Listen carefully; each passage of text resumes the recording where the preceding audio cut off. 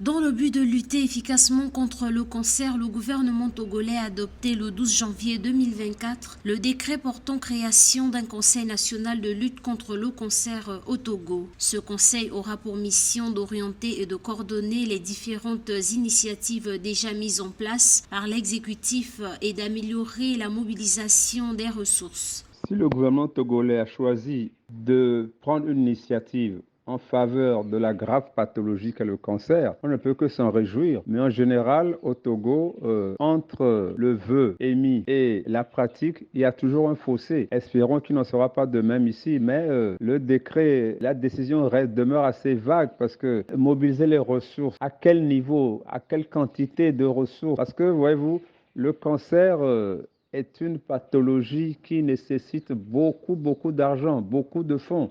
Et souvent, le Togo n'est pas suffisamment équipé en appareils pour soigner les cancers. Selon les données du ministère togolais de la Santé et de l'Hygiène publique, environ 7000 nouveaux cas de cancer ont été enregistrés en 2022 au Togo. Ces statistiques soulignent l'urgence de prendre des mesures pour lutter contre cette maladie. Au niveau mondial, selon l'Organisation mondiale de la santé, l'Afrique enregistre chaque année environ 1,1 million de nouveaux cas de cancer, entraînant jusqu'à 700 000 décès.